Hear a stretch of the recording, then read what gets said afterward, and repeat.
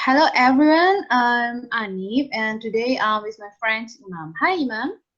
Hi, I'm Imam and I hope all of us in good condition. Today we'll talk about tools and techniques that we can use to perform qualitative risk analysis, and we'll practice one of them. Okay, before we practice the tools and technique, the first I want to explain one of the tools that we will practice. Is it data representation? And in data representation, our focusing is probability and impact matrix. Probability and impact matrix is a grid for mapping the probability of each risk occurrence and its impact on project objective if that risk occur. And this matrix specifies combination of probability and impact that allow individuals' project risk to be divided into priority groups. Risk can be prioritized for the analysis and planning of risk responses based on their probability and impacts. Okay, in this occasion, we'll practice tools and techniques, data representation, especially probability and impact matrix. I'll show you the probability and impact matrix.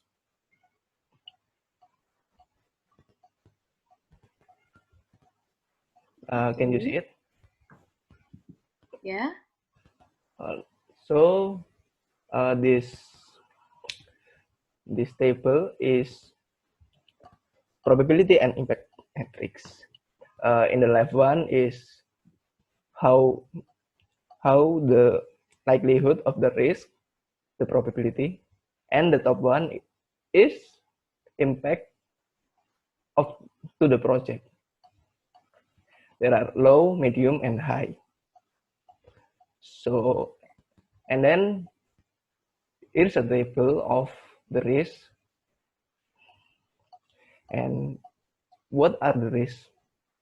I can only think of application error. I don't know what else. Okay, maybe for the other another risk, what about broken hardware and mistake by the operator? Yes, I think that also the risk. I'll add it to the list.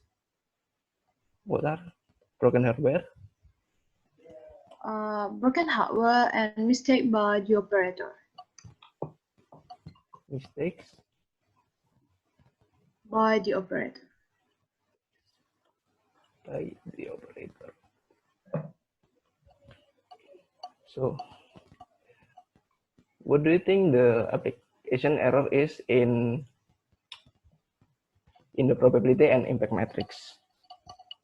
Okay, in my mind, the application error have the high probability and high impact for this our project.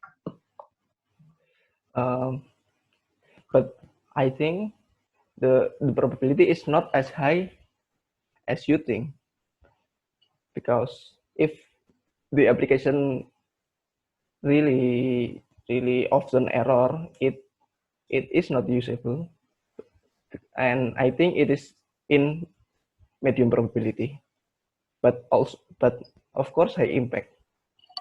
Oh, okay, I see. And what about the next risk?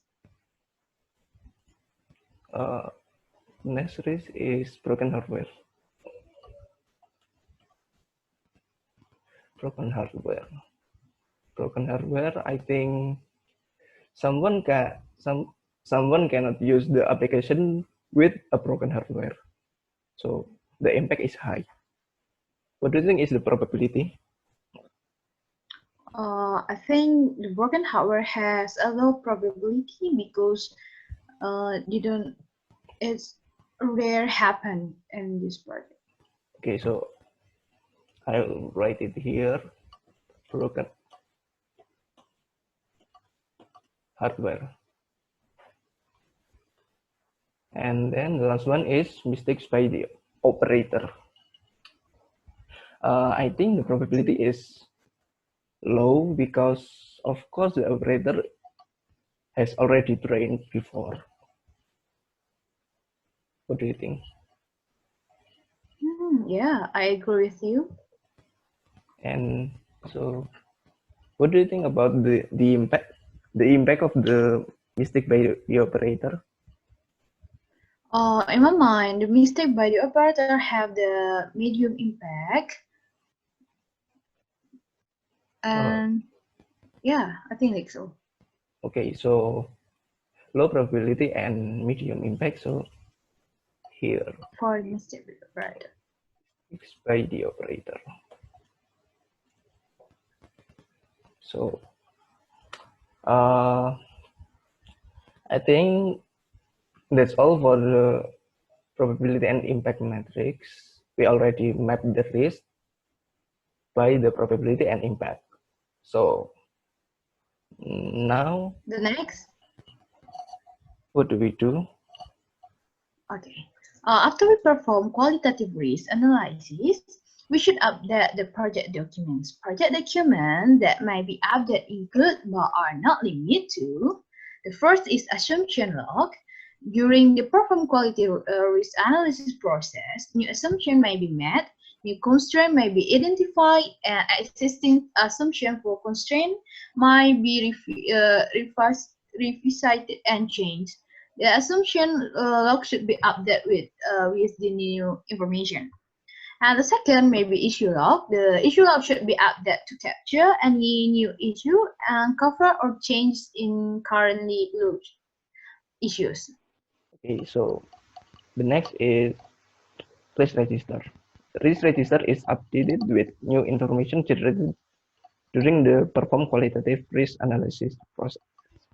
Updates to the risk register may include assessments of probability and impact for each individual project risk, its priority level or risk score, the nominated risk owner, risk urgency information or risk categorization, and a watch list for low priority risk or risk requiring further analysis. And the last one is risk report. This report is updated to reflect the most important individual project risk, usually those with the highest probability and impact, as well as a prioritized list of all identified risks on the project and a summary conclusion. And I think Uh, that's all. okay. I think it's all for this perform qualitative risk analysis. Thank you and bye bye, man.